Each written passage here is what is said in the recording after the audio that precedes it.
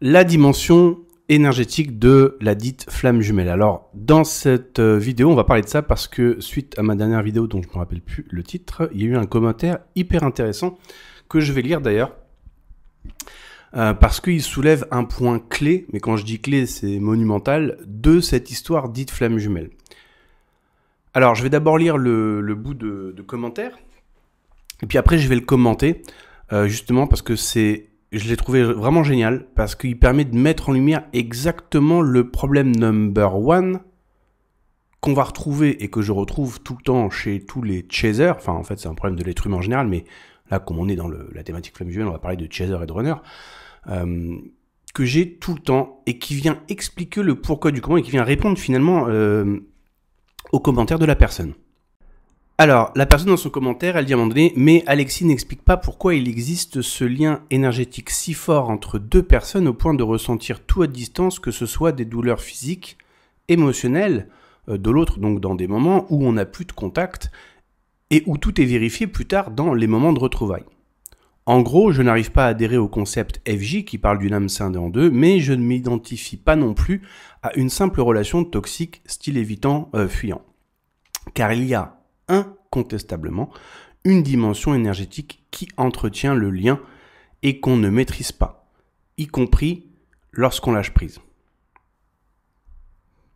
Alors passons maintenant à la première partie du commentaire qui explique qu'on ressent à distance donc des douleurs physiques, émotionnelles de l'autre, etc. Et puis que quand il y a des retrouvailles et qu'on peut en parler, du coup on se rend compte que on n'était pas fou, on a bien ressenti des choses sur l'autre, on a même vu des fois des choses sur l'autre, etc. Là-dessus rien à redire, c'est quelque chose qui est assez souvent constaté dans les récits dits flammes jumelles. Moi-même, je l'ai vécu avec plus de 5 personnes différentes, et avec chacune de ces personnes, j'ai vécu le phénomène à plusieurs reprises à chaque fois. Dans mes clients, j'en ai aussi qui me font état d'avoir vécu la chose avec 2 ou 3 ou 4 personnes différentes au cours de leur vie. Donc déjà, on voit que ce phénomène de ressentir à distance et puis de pouvoir le vérifier après, c'est pas unique à une seule personne. Ça, c'est hyper important de le savoir.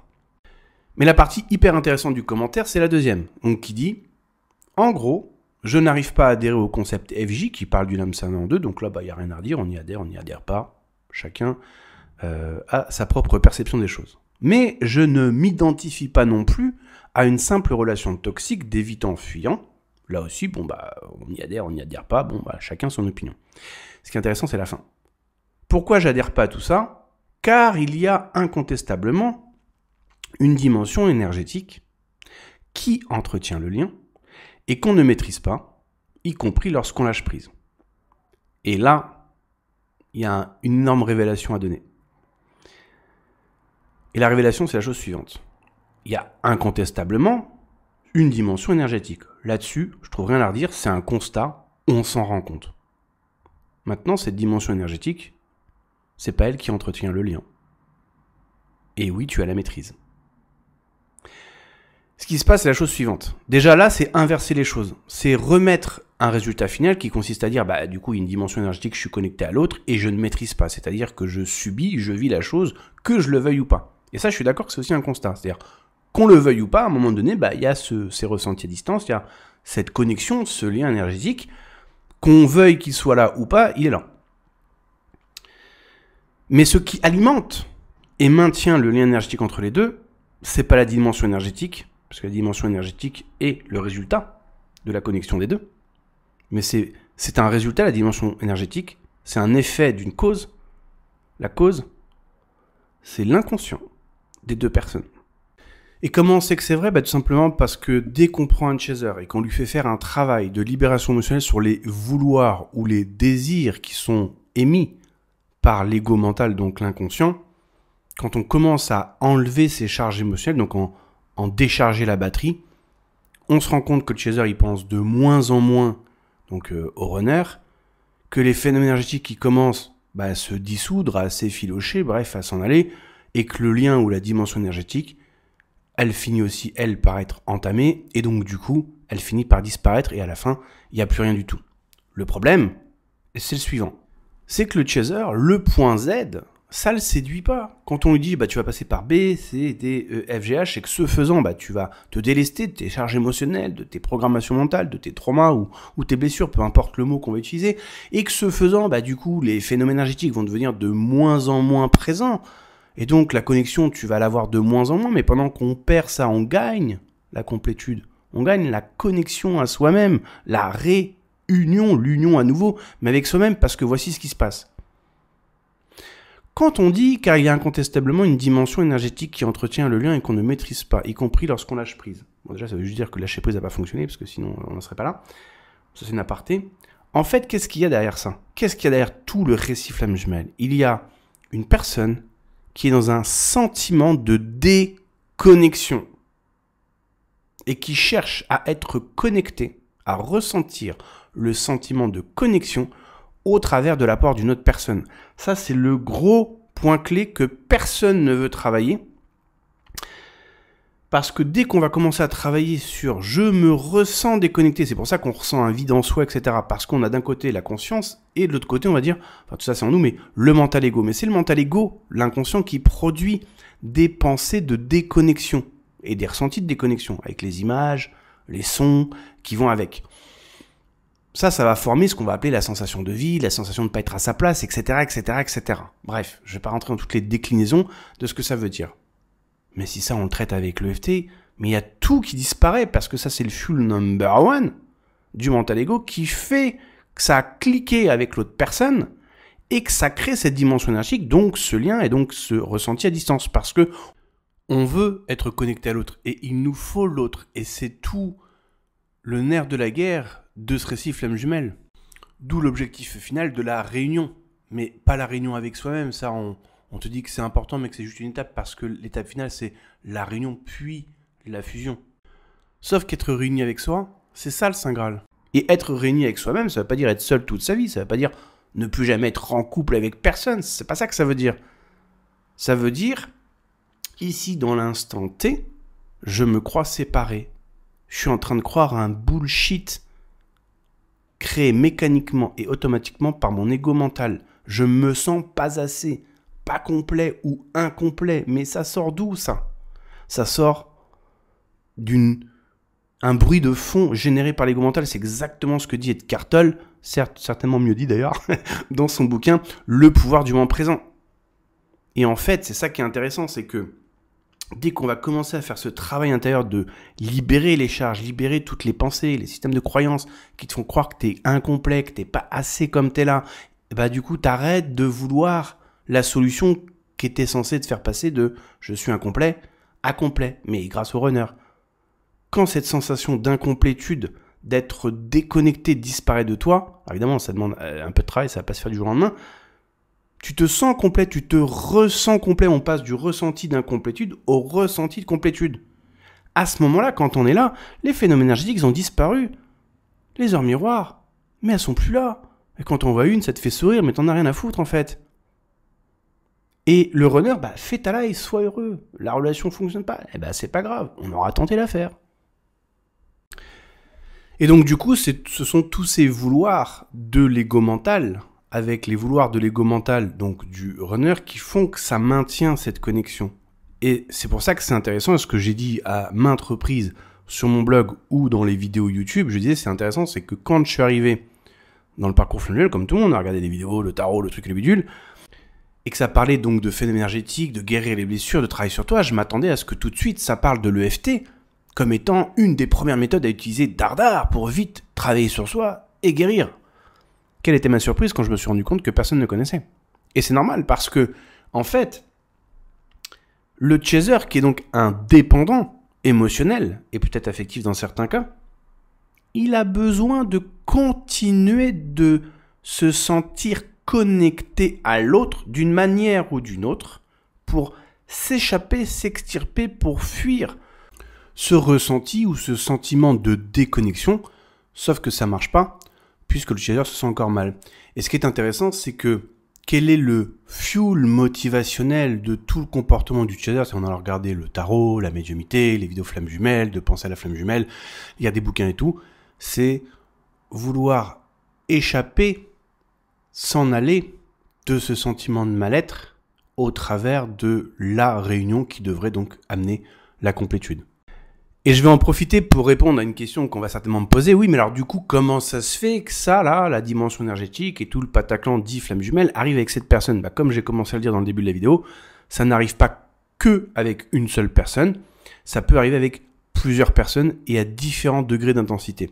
Et ça aussi, c'était raconté dans le récit flamme jumelle, en tout cas à l'époque dans les vidéos, où on disait, textuellement comme ça, hein, la source va souvent mettre sur la route du chaser une ou plusieurs fausses flammes jumelles, qui est tout comme la vraie flamme jumelle, mais ce sont des fausses, c'est-à-dire qu'on va retrouver le comportement du runner, les différentes étapes du parcours, mais ce sont des fausses flammes jumelles, et la source fait ça pour préparer le chaser à vivre la vraie relation flamme jumelle, etc. Et donc si on enlève 2 secondes le strass et paillettes dit spirituel, on se rend compte de quoi? Bah, ça veut dire, on a remarqué que les chasers racontent avoir vécu le même style de relation plusieurs fois d'affilée, ou au cours de leur vie, ils ont rencontré plusieurs fois le même genre de relation où ça se passe tout pareil. Voilà. Et donc du coup, dans ce genre de relation, on peut retrouver donc à plusieurs reprises ces fameux vases communicants énergétiques, etc. Alors des fois ça peut être très léger, des fois ça peut être extrêmement fort, ça va dépendre. Mais pourquoi c'est comme ça?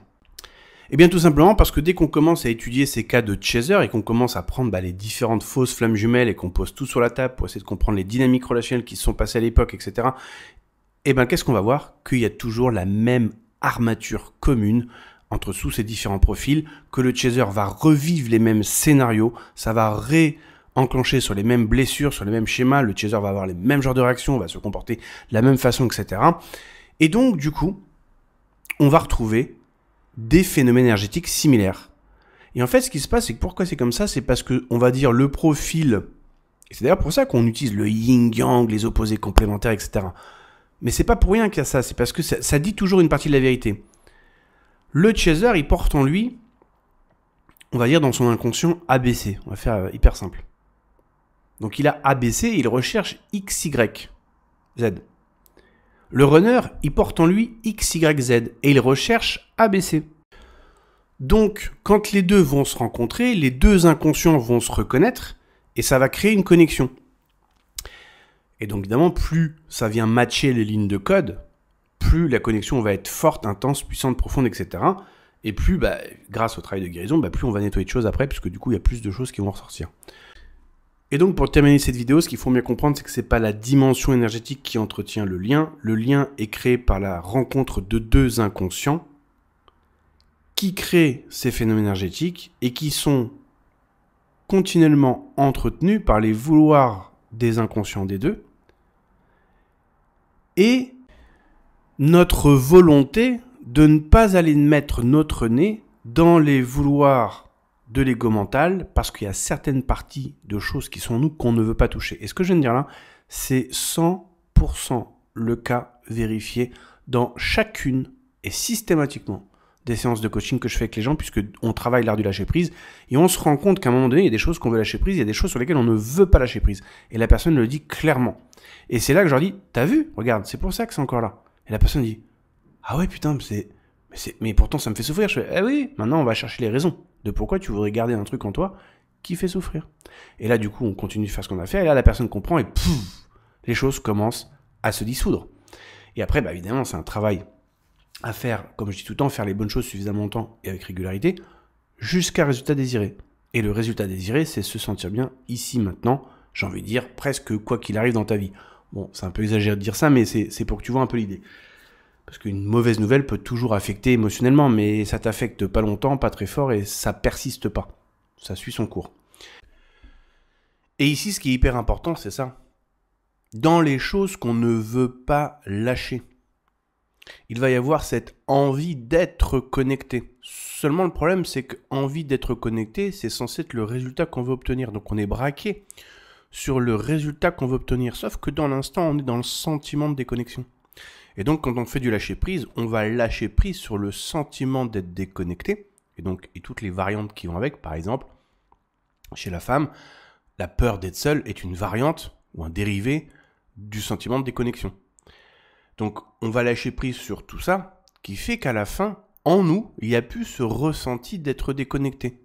Du coup, cette recherche de connexion si ardente chez le chaser, ils vont même partir dans l'amour inconditionnel, etc. Alors qu'en fait, non, c'est un sentiment de déconnexion inconditionnelle, oui, peut-être, mais certainement pas d'amour. Parce que quand on est dans le sentiment de déconnexion, on n'est pas dans l'amour, on est dans le mal-être. Après, on peut mettre le mot qu'on veut derrière, mais c'est des ressentis négatifs. Il n'y a qu'à voir Nuit noire de l'âme, qui est un énorme sentiment de déconnexion par rapport à l'autre, par rapport à soi-même et par rapport à la vie en général. C'est pour ça qu'on a l'impression d'avoir une sorte de mort intérieure. La sensation de mort, c'est pas un ressenti de connexion. Hein. Du coup, je suis dans une étape d'être déconnecté, de ne pas être à ma place, on va pas vraiment trop le toucher parce qu'on est braqué sur le résultat final. Être connecté, la réunion, quand est-ce que l'autre va revenir? Sauf que on se trompe de cheval de bataille. Parce que cheval de bataille, c'est j'en fais quoi là de mon sentiment de déconnexion? Est-ce que je veux continuer à le porter dans mon sac à dos ou pas? Et donc ici, la dimension énergétique, elle est encore et toujours là, puisque comme j'ai dit tout à l'heure, un des programmes souches ou une des volontés de l'ego mental, c'est de se sentir connecté. Et ça, on en revient à la spiritualité, la vraie, une des bases de la spiritualité qui parle de l'illusion de la séparation créée et générée et entretenue par l'ego mental, qu'il se sent toujours déconnecté de tout. Donc il recherche la connexion. Alors tu rajoutes à ça les traumas de l'enfance avec les parents, ou là, les parents, qui auraient dû être les personnes qui t'aiment, qui t'écoutent, et machin, qui remplissent finalement les besoins d'un être humain, qui visiblement, quand j'écoute tous les chasers, etc., ça n'a pas été le cas, comme le lot de beaucoup d'enfants d'ailleurs. Ça vient se rajouter. Donc l'ego mental, il est encore plus dans l'illusion de la séparation qu'avant. Donc il va encore plus rechercher la connexion. Donc là, effectivement, quand tu rencontres cette personne-là, qui match en termes de trauma, mais qui au départ, la relation est positive, là, il va s'accrocher à fond. Mais donc nous, le capitaine du bateau, on descend pas en bas dans la cale pour dire aux rameurs, « Eh les gars, vous allez où là ? C'est pas le bon chemin. » Parce que nous aussi, on est persuadé que c'est le bon chemin. Pour autant, on souffre. Alors, pour terminer la vidéo, je dirais la chose suivante. En fait, pendant qu'on est occupé à regarder le chemin de gauche, à se croire flamme jumelle, ou croire que l'autre est la bonne personne, parce qu'il y a des phénomènes énergétiques, donc c'est bien la preuve par 9 que... en fait, pendant qu'on regarde à gauche, on peut pas vraiment regarder à droite. Ça, c'est un peu compliqué. On peut pas être partout, en fait. Du coup, en fait, c'est une planque.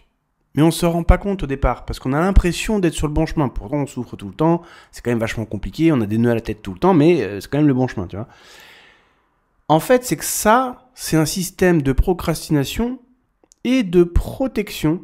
On pourrait le voir comme ça, je dirais bien on pourrait le voir comme ça, parce que ça nous protège de regarder le chemin de droite, qui est la réalisation du soi, oser être soi, et qui comprend aussi, donc du coup, la relation saine. Pourquoi ? Parce que dans l'enfance, en fonction de ce qu'on a vécu, dès qu'on a osé être soi, qu'on a voulu pleinement être soi, on s'est fait critiquer, punir, voire castrer entre guillemets pour certains. Ça dépend l'enfance qu'on a. Et donc ça crée une déconnexion parce que dans l'enfance, en fait, les parents sont ceux qui sont censés pourvoir à nos besoins, mais psycho, émotionnels et corporels, donc c'est un tout, et que c'est pas forcément le cas. Donc ça, en plus de l'illusion de la séparation du mental ego, du coup on a la séparation qui va être encore plus exacerbée au travers de l'enfance qu'on aura vécue. Donc il y aura encore plus une recherche d'unité. Et c'est aussi pour ça qu'en général, sur la planète, il y a ce côté absolument vouloir être en couple en fait. Parce que c'est aussi une expression, même si c'est aussi un besoin naturel, c'est encore plus exacerbé par ces manques en fait, tout simplement. Et là, je vais lire une cliente qui est venue tout à l'heure, et voici ce qu'elle a dit. Pour qu'on voit que c'est vraiment quelque chose qui tombe tout le temps, en fait, dans les séances. La personne, à un moment, elle dit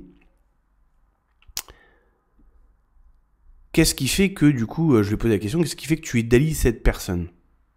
Et elle me répond « Parce que quand on est ensemble, je peux être vulnérable, et c'est accepté par l'autre personne. » Donc ce ressenti de se sentir pleinement soi, sans critique, sans castration, sans punition, de pouvoir s'ouvrir à l'autre en étant accepté, ça crée le sentiment de connexion.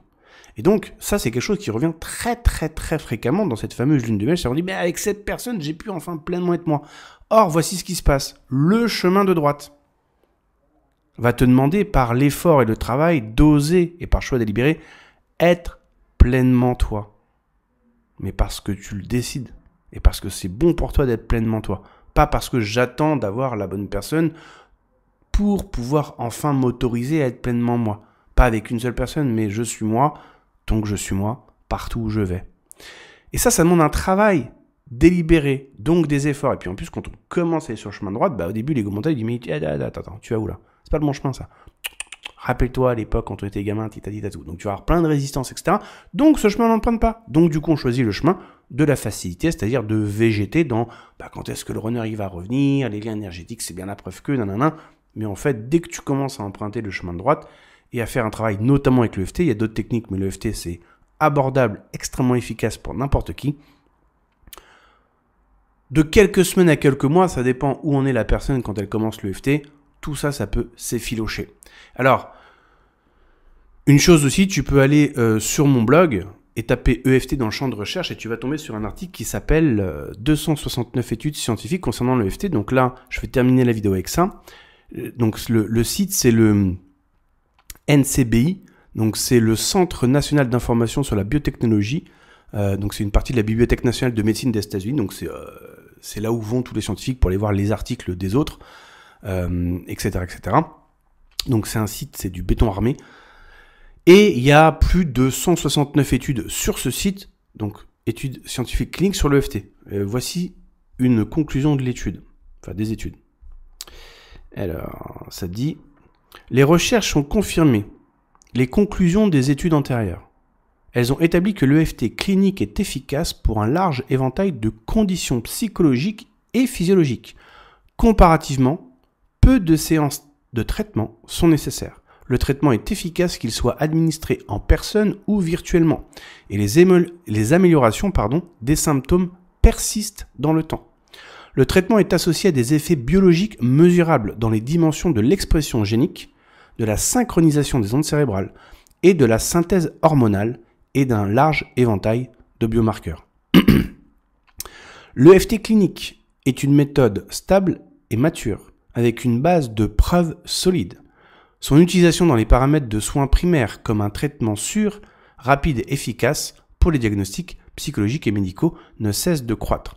L'EFT, validé dans plus de 100 essais contrôlés randomisés et études de résultats, s'est établi comme un traitement efficace pour les troubles psychologiques et physiques. Et on a aussi derrière l'efficacité de l'EFT sur le syndrome de stress post-traumatique, efficacité sur la dépression. Après, on a une liste des choses qui ont été testées et on a. Les recherches ont confirmé, non, ça je relis la même chose. Le RCT, donc le Randomized Controlled Trials, donc mon accent il est un peu pourri, ont constaté que le traitement EFT est efficace pour les troubles psychologiques tels que l'anxiété, la dépression, les phobies et les troubles de stress post-traumatique, les problèmes physiologiques tels que la douleur, l'insomnie et les conditions auto-immunes, la performance professionnelle et sportive et les marqueurs biologiques du stress. Du coup, quand j'entends des gens dire que l'EFT ça fonctionne pas, j'ai envie de dire faut pas faire de son ignorance une science. Moi, ça fait 14 ans que j'utilise et j'ai fait plus de 9000 séances de coaching privé, donc je peux te dire que j'ai effectivement rencontré des gens qui disent que l'EFT n'a pas fonctionné pour eux, mais j'ai encore rencontré personne pour qui l'EFT n'a pas fonctionné. Les gens qui me disent que ça fonctionne pas, et c'est normal qu'au début, on prend la technique en main, on se dit ouais c'est bizarre, donc au début ouais c'est normal de pas avoir de résultats parce que c'est un peu bizarre. Faut se tapoter le visage, faut accepter de ressasser l'émotion négative ou le trauma ou le scénario, donc c'est un peu à rebrousse-poil de ce que on a l'habitude de faire, mais avec un tout petit peu de persévérance, on se rend compte que ça marche. Puis si on persévère un peu plus et qu'on va vraiment plus loin dans le travail d'introspection et qu'on a cet outil à disposition, là ça fait des miracles. Mais encore faut-il avoir envie de faire les bonnes choses suffisamment longtemps et avec régularité. Alors voici ce qui va se passer. Imaginons Marie qui débute l'EFT alors que est très présente en elle cette fameuse dimension énergétique. Au début, on va dire qu'elle va faire 20 minutes d'EFT par jour. Elle va traiter les ressentis négatifs qui vont commencer petit à petit, comme on pèle un oignon, à s'amenuiser. Donc au début, la personne va travailler sur ce qui est dérangeant. Et entre le moment où elle démarre l'EFT et puis le moment où elle atteint la complétude, on va dire c'est quelques mois. Allez, pour faire simple, on va dire 1 an. C'est progressif, ça veut dire qu'elle passe pas du point A, avec une grosse présence de la dimension énergétique, au point Z de la complétude, à ne plus rien ressentir du tout en termes de ressenti énergétique, vase communicant, etc., ou heure miroir, du jour au lendemain. Ça se fait progressivement. C'est ça qu'il faut comprendre, c'est-à-dire que quand on commence à faire de l'EFT, on travaille sur ce qui est dérangeant et petit à petit, la psyché commence à se réorganiser. Ça commence à se modifier. On va passer par plusieurs étapes en fait de prise de conscience. Et à un moment donné, ça arrive très souvent d'ailleurs à mes clients, ça, et la personne me dit, bah, cette semaine, il m'est arrivé un truc incroyable, c'est que pendant plusieurs jours, j'avais plus de pensée, plus rien par rapport à l'autre. Et je me suis senti hyper soulagé, je me sentais enfin bien en fait. Et puis, quelques jours après, le manque est revenu, parce que je me suis rendu compte que ce qui était présent, donc toute la dimension énergétique, etc., ce qui occupait de l'espace en moi n'était plus. Le manque a commencé à revenir. Et je dis, ouais, donc du coup, t'as fait quoi? Et la personne me dit, ah bah j'ai retraité le manque, et puis depuis c'est parti. Et la personne a ce genre de prise de conscience, parce qu'elle voit l'avant-après en l'espace de quelques jours, et c'est là qu'on se rend compte qu'on commence à sortir de l'illusion créée et générée par le mental ego. Et donc du coup, quand la personne continue, donc elle est passée par cette étape-là, puis elle continue de traiter finalement les pensées mécaniques et automatiques générées par l'ego mental, celles qui proviennent du manque, de la peur, de la résistance, etc., eh bien, on continue le chemin. Et puis on arrive à un moment donné où en fait, il n'y a plus rien du tout. Et là, quand on est là, on dit mais jamais je reviendrai en arrière. Ça n'a pas de sens du tout en fait. C'est que je me sens tellement bien maintenant que la psyché, elle a shifté en fait. Et oui, parce qu'avant, on était sous contrôle et sous emprise dans une certaine mesure, en tout cas sur cette thématique, par des pensées mécaniques et automatiques générées par le mental ego, qui lui est dans l'urgence, lui est dans la peur, lui est dans le manque, et il a sous emprise la conscience. Ce que je viens de dire là, c'est une paraphrase de ce que dit Eckhart Tolle dans Le pouvoir du moment présent. Et c'est pour ça que dans Le pouvoir du moment présent, il donne des exercices d'observation du corps en souffrance, donc moi ce que j'appelle le mental ego, mais c'est pareil, l'observation du corps énergétique, pour se rendre compte, en fait, ça oblige à être présent avec ce qui est. La grosse différence quand on fait de l'EFT, c'est qu'on va directement cibler les programmes qui font se sentir mal, et c'est eux qu'on va commencer à attaquer, donc à émoustiller, donc à libérer et à dissoudre. Sauf que dans cette manière de faire, c'est une manière de faire qui est complètement contre-intuitive, puisque normalement, face à une pensée ou une émotion négative, on va combattre, refouler, nier, bloquer, ou alors on va s'y attacher si jamais ça sert nos intérêts. Mais la grande tendance consiste à nier, bloquer ce qui est négatif. Quand on fait de l'EFT, on dit « je suis ouvert à vivre le négatif parce que c'est comme ça que je vais pouvoir le dissoudre en fait ». Donc c'est-à-dire je vais dans la pièce qui me fait peur et je vais allumer la lumière. L'obscurité disparaîtra. Sauf que ce choix-là est complètement contre-intuitif, puisqu'on a l'habitude de bloquer, de refouler, etc., des pensées négatives. Donc là, ça va demander du courage pour dire « allez, je vais faire des choses de manière différente », on pourrait même dire à 180 degrés par rapport à ce que j'ai l'habitude de faire, et je vais aller regarder mon intériorité. Alors pour terminer cette vidéo, voici 2 citations de Carl Gustav Jung. La première dit « Celui qui regarde à l'extérieur rêve. Celui qui regarde à l'intérieur s'éveille. » Deuxième citation, « Nous ne devenons pas éclairés en imaginant des figures de lumière, mais en rendant les ténèbres conscientes. » Du coup, si tu es à l'étape où tu as vraiment envie de rendre les ténèbres conscientes et d'y aller, clairement pas par quatre chemins, je t'invite à aller sur mon blog, de prendre un premier rendez-vous si c'est pas déjà fait, et sinon tu peux prendre un rendez-vous aussi gratuit pour le programme Sandra Renaissance, où là on va complètement plonger intériorité pour rendre justement les ténèbres conscientes et aller tout nettoyer, enfin autant que possible, durant cet accompagnement intensif. Je te souhaite une belle journée et à bientôt.